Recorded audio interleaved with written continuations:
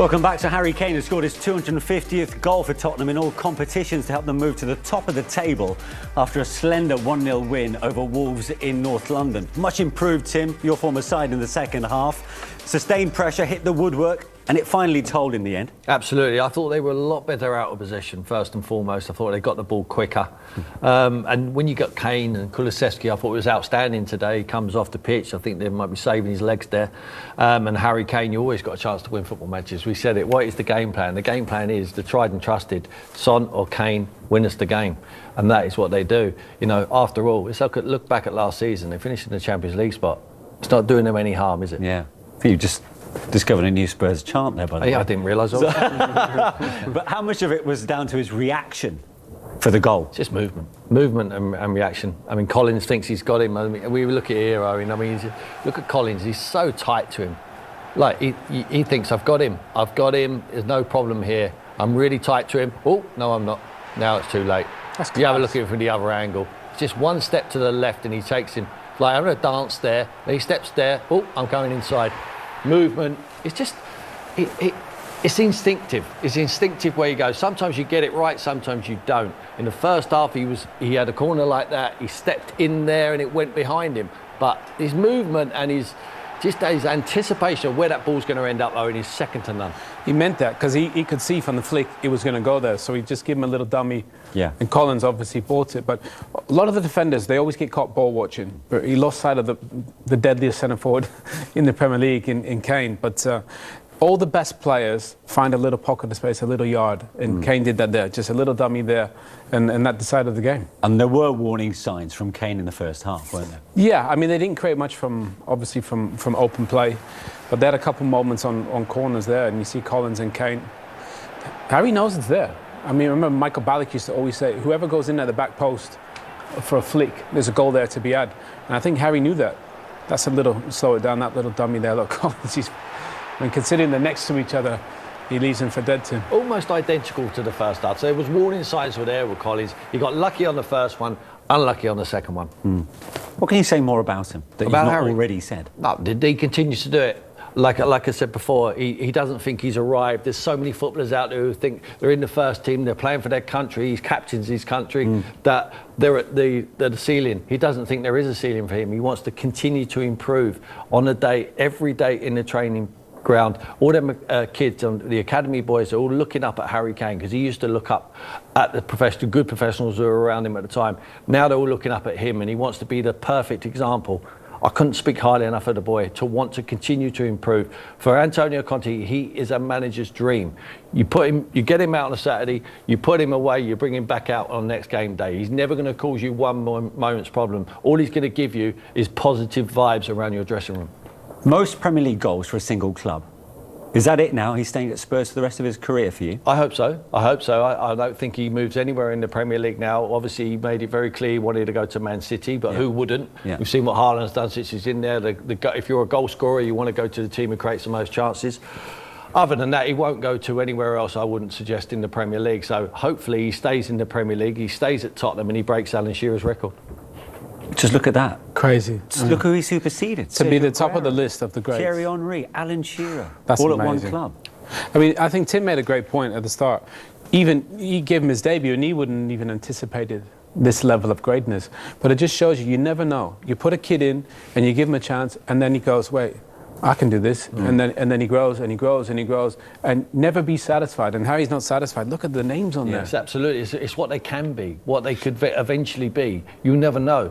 You don't know if anyone can sing until you put him on the stage. We put him on the stage, sings like a... Yeah. You know, he's put me on the stage. Absolutely. This boy, when I told him he was playing, I remember the day. I told him, I said, Harry, you're going to play tomorrow. He looked at me as if to say, about time. You know, it wasn't like, oh, I'm scared, I'm going to go home, I'm not going to sleep tonight. Yeah. It was about time I got my chance. And look what he's produced. It's unbelievable. Look, let's look at Spurs' overall performance. At half-time, we couldn't see that scoreline coming. Wolves had outshot Spurs by 12-1. What do they do differently in the second half? Well, I thought they pressed a little bit better. Tim mentioned that. They were a bit higher. I thought the first half they were really deep. Look, Wolves are good on the ball and they can pass it about.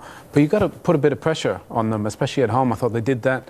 But again, it wasn't vintage. But I think the good thing for them is they didn't play great against Chelsea, got something. Didn't play great today and won.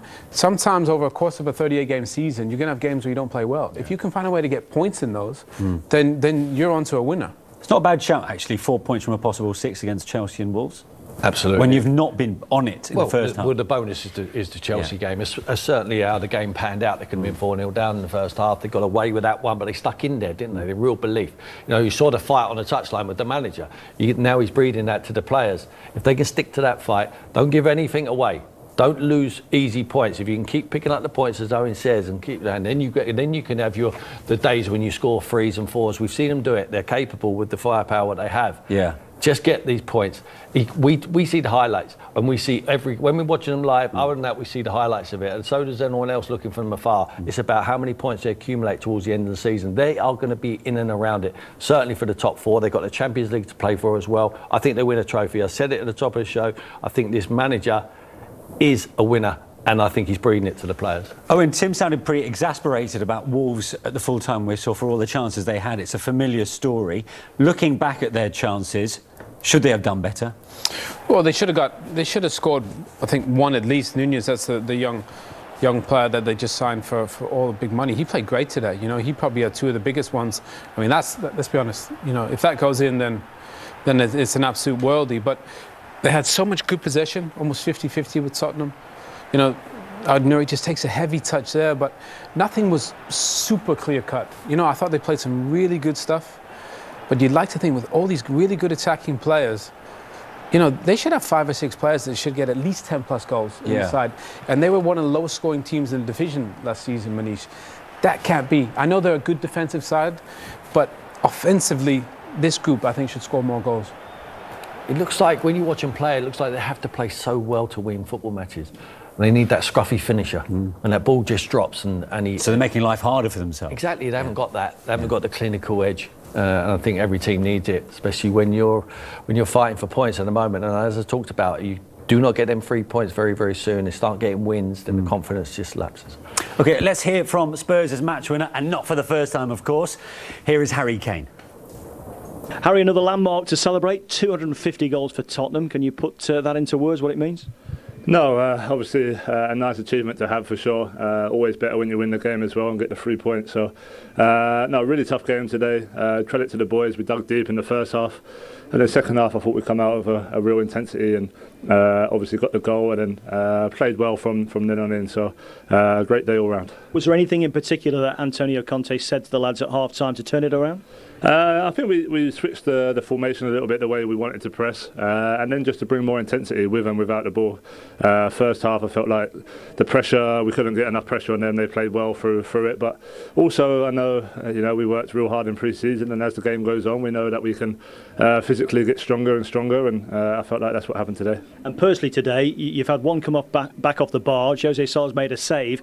Through your mind at that stage, is it just a case of we'll keep going because the next one might go in? Yeah, absolutely.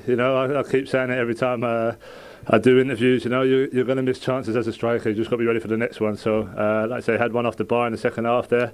But yeah, from corners, I feel like we've worked a lot this year and just always ready for the next opportunity. Winning is the most important thing, as you said, Harry. But to stay up there all season, it's going to take different performances to get victories. Sometimes you can blitz oppositions like Southampton opening day. Today, it was a harder game. Yeah, in the Premier League for sure. Throughout the whole season, you're going to come up against tough teams every game, and you have to sometimes not be at your best, but still find a result. We've done that last week against Chelsea. We've done that again today. So we know we can improve, and that's the good thing that we're still picking up results, knowing that we can play better. So yeah, we'll go away. We've got a nice little break until Nottingham Forest next week, and then the games really come thick and fast after that. Top of the table. We got away with it, he said. It's not a bad knack to have, is it? All champions have to. Yeah, if you want to win trophies and want to win silverware like their manager has, he would be instilling this into them, wouldn't he? He'd be telling them, don't have to be pretty all the time, boys. Just get over the line. Just get as many points as we possibly can. Interesting, Harry mentions pre-season there, how hard they worked. Fitness. So towards the end of the games, they're coming strong. They're coming strong. They're almost saying to the opposition, we are going nowhere. We are going to be there. If we as one goal win it, You know, if they suffer like they did last week out of possession, they go 1-0 behind. Don't go 2-0 behind. Stay in the game. You always got a chance when you've got clinical finishers.